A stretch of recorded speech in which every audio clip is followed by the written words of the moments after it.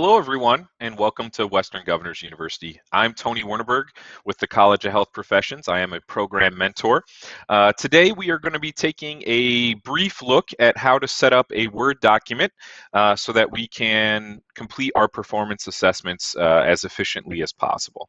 Okay, so the first thing here, we have a Word document open to the common settings as it normally comes straight out of the box, if you would say. First thing we want to make sure we do is change the font type to Times New Roman, then the font size to 12, the paragraph and line spacing to 2.0. Next, we'll go over to Layout and make sure that our margins are all set to 1 inch, top, bottom, left, and right. For me, that's the normal setting. Now we're going to start our papers with a cover page always. To create the cover page, we're going to center our text and hit Enter 7 times. And then we are going to begin by placing the title of the task right there at the top, then your name, the name of the course, and then finally WGU. Our paper will need a header. In the top left-hand corner will be the title of the task. In the top right-hand corner, we are going to insert a page number. And that will basically do us for our cover page. So now what we are going to do is enter in a page break. And we will reduce the size of our screen here. So here we are on page 2. We are going to realign our text to the left, and now we are going to begin to write our actual paper.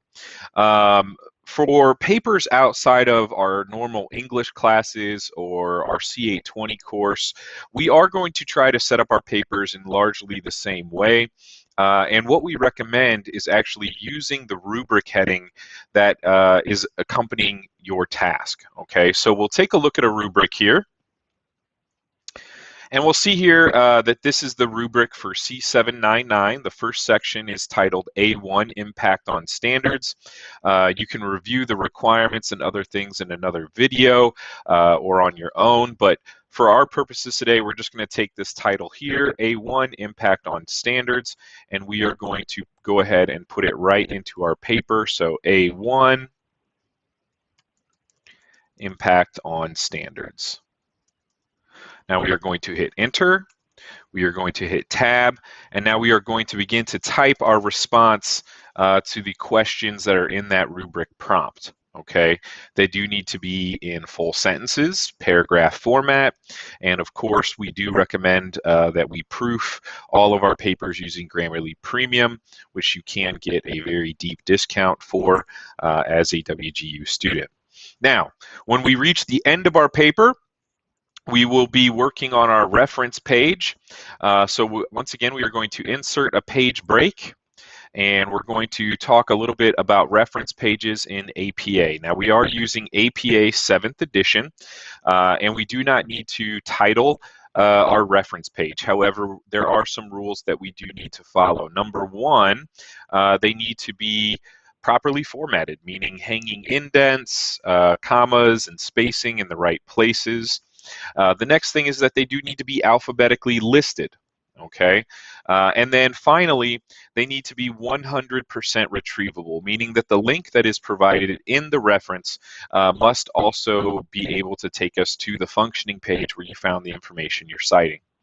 Finally, all in-text citations must have a matching reference on the reference page, and vice versa. If it's on the reference page, it must also be notated in the paper with an in-text citation.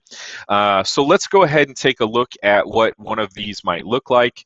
We are going to hop into one of our ebooks for C799.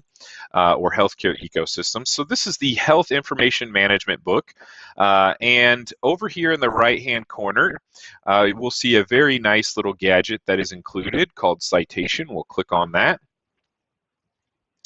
And now it is actually going to provide us with what looks like a properly formatted APA citation. We will copy this and head back into our paper, and we will simply hit Control V and match our formatting, merge formatting, okay? Now, we have our citation, but you see we have lost our hanging indent. So what we want to do is make sure that we highlight the area that we want to have a hanging indent, then right-click, go down to Paragraph, and now under the heading that says Special here, we are going to select Hanging, and then hit OK.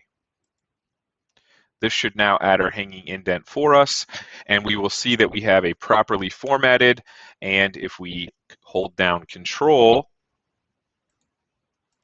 a retrievable citation.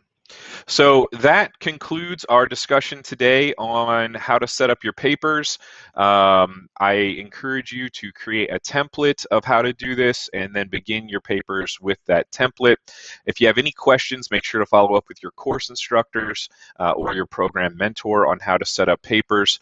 And then finally, any questions about writing can also be handled by our Writing Center, and we encourage you to reach out to them. Take care and good luck.